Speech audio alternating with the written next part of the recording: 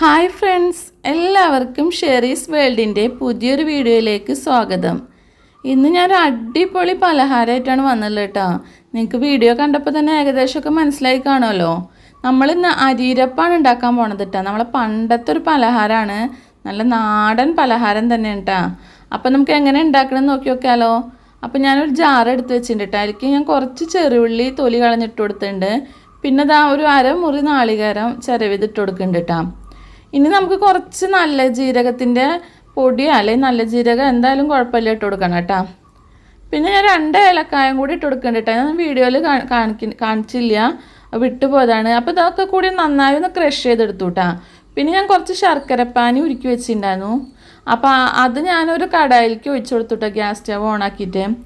പിന്നെ ഇതാ ഇത്തിരി ഉപ്പ് ഇട്ട് കൊടുത്തു കേട്ടോ, മധുരം ബാലൻസ് ചെയ്യാൻ വേണ്ടി. പിന്നെ കുറച്ച് കറുത്ത എള്ള് ഇട്ട് കൊടുത്തു കേട്ടോ. പിന്നെ ഞാൻ ക്രഷ് ചെയ്ത് വെച്ചിരുന്ന നാളികേരം ഇട്ട് കൊടുത്തു കേട്ടോ. അപ്പോൾ നാളികേരത്തിൽ നമ്മൾ നല്ല ജീരകവും പിന്നെ 2 ഏലക്കായും പിന്നെ ഇതൊക്കെ ഇട്ടിട്ടാണ്, ചെറിയുള്ളിയൊക്കെ ഇട്ടിട്ടാണ് അടിച്ചെടുത്തുള്ളത് കേട്ടോ. പിന്നെ അതൊക്കെ തിളച്ച് വന്നപ്പോൾ ഞാൻ ഒരു 2 ഗ്ലാസ് അരിപ്പൊടി ഇട്ട് കൊടുക്കുന്നുണ്ട് കേട്ടോ. വറുത്ത അരിപ്പൊടിയാണ് ഇട്ട് കൊടുക്കണത്. അപ്പോൾ എല്ലാവർക്കും എൻ്റെ വീഡിയോസൊക്കെ ഇഷ്ടമാവുക വെച്ചാൽ ലൈക്ക് ചെയ്യാനും ഷെയർ ചെയ്യാനും സബ്സ്ക്രൈബ് ചെയ്യാനും മറക്കരുത് കേട്ടോ. കൂടെ ബെല്ലൈക്കൺ കൂടി ഒന്ന് അമർത്തിക്കോളൂ.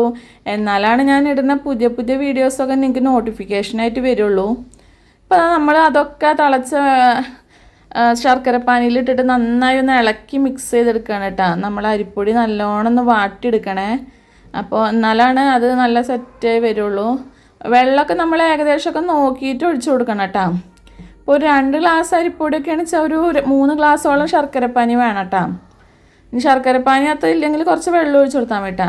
അപ്പോൾ അതൊക്കെ സെറ്റായിട്ടുണ്ട്. അപ്പോൾ ഞാനിത് നമ്മളെ കൈമ ഒട്ടിപ്പിടിച്ചിരിക്കാതിരിക്കാൻ വേണ്ടി കുറച്ച് ഓയിൽ ഒഴിച്ച് കൊടുക്കുന്നുണ്ട് കേട്ടോ. സൺഫ്ലവർ ഓയിലാണ് ഒഴിച്ച് കൊടുക്കുന്നത്. അപ്പം ഇനി നമുക്കതൊക്കെ ഒന്ന് നല്ലോണം കുഴച്ച് സെറ്റാക്കി എടുക്കണം കേട്ടോ. മാവ് നല്ല സോഫ്റ്റാക്കി എടുക്കണേ. അപ്പോൾ നിങ്ങൾ കടായിൽ തന്നെ ഉണ്ടാക്കിക്കോളൂ കേട്ടോ അങ്ങനെ. അപ്പോൾ അല്ലെങ്കിൽ പാത്രത്തിലൊക്കെ ആകെ ഒട്ടിപ്പിടിച്ച പോലെ ആവും നമ്മളെ മാവ്. ഇങ്ങനെ ആകുമ്പോൾ എവിടെയും ഒട്ടിപ്പിടിക്കില്ല.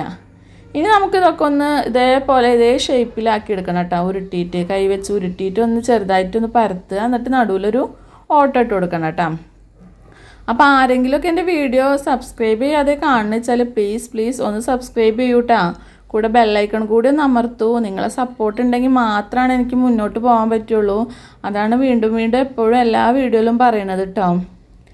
പിന്നെ എല്ലാവരും വീഡിയോ ഫുള്ളായി കാണാൻ ശ്രമിക്കുക. ആരും സ്കിപ്പ് ചെയ്ത് കാണരുത് കേട്ടോ. അപ്പോൾ നമ്മളെല്ലാതും അതേപോലെ ആ ഷേപ്പിൽ തന്നെ ഉണ്ടാക്കിയെടുക്കുകയാണ് കേട്ടോ. നല്ല അടിപൊളി ടേസ്റ്റുമാണ്. വളരെ എളുപ്പത്തിൽ ഉണ്ടാക്കിയെടുക്കാനും പറ്റുന്ന ഒരു പലഹാരമാണ് കേട്ടോ. എനിക്കിതൊക്കെ ചെറുപ്പം മുതലേ ഭയങ്കര ഇഷ്ടമുള്ളൊരു പലഹാരം കേട്ടോ. പക്ഷെ എൻ്റെ വിചാരം എന്താ, ഇത് ഉണ്ടാക്കാൻ ഒരുപാട് പണി ഉണ്ടാവും എന്നാണ് ഞാൻ വിചാരിച്ചത് കേട്ടോ. ഇന്നിപ്പോൾ ഞാൻ ആദ്യമായിട്ടാണ് ഈ പലഹാരം ഉണ്ടാക്കുന്നത് കേട്ടോ. അപ്പോൾ ഉണ്ടാക്കിയപ്പോഴാണ് മനസ്സിലായത് എല്ലാത്തിനേക്കാളും നല്ല എളുപ്പത്തിലും സിമ്പിളായിട്ട് ഉണ്ടാക്കാൻ പറ്റിയൊരു പലഹാരമാണ്. അധികം ചിലവുമില്ല, അധികം എണ്ണയുടെ ചിലവുമില്ല. പിന്നെ അധികം ഐറ്റംസ് ഒന്നും വേണ്ടല്ലോ. നമ്മൾ വീട്ടിലുള്ള ഐറ്റംസ് തന്നെയല്ലേ വെച്ചിട്ട് ഉണ്ടാക്കുന്നത്. പ്രത്യേകമായിട്ടൊന്നും ചേർക്കണില്ലല്ലോ. അപ്പോൾ വലിയ ചിലവൊന്നുമില്ല. നമുക്ക് കുറച്ച് കൂടുതൽ ഉണ്ടാക്കി വെച്ചാൽ ഏകദേശം 1 മാസത്തോളമൊക്കെ കേടുവരാതിരിക്കും കേട്ടോ. അപ്പോൾ ഞാൻ എല്ലാതും ആ ഷേപ്പിലാക്കി എടുത്ത് വെച്ചിട്ടുണ്ട് കേട്ടോ. അപ്പോൾ ഞാൻ കടായി ചൂടാക്കിയിട്ട് ഞാൻ അതിലേക്ക് സൺഫ്ലവർ ഓയിൽ ഒഴിച്ച് കൊടുത്തു. അപ്പോൾ അതൊക്കെ നല്ല തിളച്ച് വന്നിട്ടുണ്ട്. അപ്പോൾ ഞാനിത് ഓരോന്നായിട്ട് ഇട്ട് കൊടുക്കാൻ പോവാം കേട്ടോ. ഇത് പരസ്പരം ഒട്ടിപ്പിടിക്കൊന്നുമില്ല കേട്ടോ. നമ്മൾ മാവൊക്കെ നല്ല വാട്ടിയെടുത്തതല്ലേ. അപ്പോൾ ഒട്ടിപ്പിടിക്കുക അങ്ങനത്തെ പ്രശ്നങ്ങളൊന്നുമില്ല, പൊട്ടിപ്പോവുക അങ്ങനെ ഒന്നുമില്ല കേട്ടോ. നല്ല ധൈര്യമായിട്ട് തന്നെ നമുക്ക് ഇട്ട് കൊടുക്കാൻ പറ്റും കേട്ടോ. അപ്പോൾ ഞാൻ ഏകദേശമൊക്കെ അതിൽ കൊള്ളണ ലെവലിൽ തന്നെ ഇട്ട് കൊടുത്തിട്ടുണ്ട് കേട്ടോ. അപ്പോൾ ഇനി നമുക്കത് നല്ലോണം ഒന്ന് മൊരിച്ച് സെറ്റാക്കി എടുക്കണം കേട്ടോ. അപ്പോൾ നമുക്ക് വിദേശ രാജ്യങ്ങളിലുള്ള നമ്മളെ കുടുംബത്തിലുള്ളവർക്കും എല്ലാവർക്കും കൊടുത്തയക്കാനും ഒക്കെ പറ്റിയൊരു ഐറ്റമാണ് കേട്ടോ. കുറേ ദിവസം കേടുകൂടാതിരിക്കുകയും ചെയ്യും, നല്ല ടേസ്റ്റുമാണ്. അപ്പോൾ നിങ്ങളൊക്കെ ഒന്ന് ട്രൈ ചെയ്ത് നോക്കിക്കോളൂ. നിങ്ങൾക്കൊക്കെ ഇഷ്ടമാവും. ഇഷ്ടമായാലും എന്നെ അറിയിക്കാനും മറക്കരുത് കേട്ടോ. കമൻറ്റിലൂടെ രേഖപ്പെടുത്താൻ ഒരിക്കലും മറക്കരുതേ. അപ്പോൾ ഒരു ഭാഗമൊക്കെ ഏകദേശമൊക്കെ മുരിഞ്ഞ് സെറ്റായി തുടങ്ങിയിട്ടുണ്ട്. അപ്പോൾ ഞാൻ അപ്പുറത്തെ ഭാഗം കൂടി മറിച്ചിട്ട് കൊടുത്തു കേട്ടോ. ഇതിന് ഒരുപാട് എണ്ണ ഒന്നും വേണ്ട കേട്ടോ. കുറച്ച് എണ്ണയൊക്കെ മതിയേ. എണ്ണ പിടിക്കുക അങ്ങനത്തെ ഒന്നുമില്ല. അപ്പോൾ അത് നല്ല ഗോൾഡൻ കളറായിട്ടൊക്കെ ഏകദേശമൊക്കെ സെറ്റായി തുടങ്ങിയിട്ടുണ്ട് കേട്ടോ. എന്നാലും ഒന്നും കൂടി ഒന്ന് കളറ് മാറിക്കോട്ടെ, അപ്പോഴാണ് നല്ല ക്രിസ്പി ആയിട്ടിരിക്കുള്ളൂ. ഇത് ഒരുപാട് സോഫ്റ്റായൊരു പലഹാരമൊന്നുമല്ല കേട്ടോ. കുറച്ച് ഹാർഡായൊരു പലഹാരമാണ്, എന്നാലും നല്ല ടേസ്റ്റാണ്. ഇപ്പോൾ ഇന്ന് ഉണ്ടാക്കിയാൽ നാളേക്കാണ് ഇതിൻ്റെ ടേസ്റ്റ് അറിയുള്ളൂ.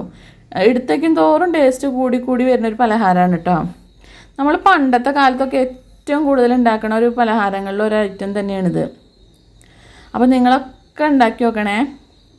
ഇപ്പോൾ അതാ ഏകദേശമൊക്കെ മൊരിഞ്ഞൊരു വിധമൊക്കെ സെറ്റായി വന്നിട്ടുണ്ട്. ആ കളറൊക്കെ മാറി തുടങ്ങിയിട്ടുണ്ട്. അപ്പോൾ നമുക്കതൊക്കെ കോരി എടുക്കാം അല്ലേ. അപ്പോൾ അതൊക്കെ കോരി എടുക്കാൻ പോവാണ് കേട്ടോ.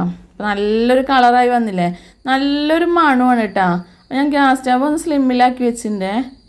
അപ്പോൾ അല്ലെങ്കിൽ എണ്ണയൊക്കെ നമ്മളെ കൈമൊക്കെ ആവുകയെ പറയാൻ പറ്റില്ല, അതുകൊണ്ടാണ് സ്ലിമ്മിലാക്കി വെച്ചുള്ളത്. ഈ എണ്ണയിൽ നമ്മൾ പലഹാരം ഉണ്ടാക്കുമ്പോൾ നമ്മൾ പ്രത്യേകം ശ്രദ്ധിക്കണം അല്ലേ.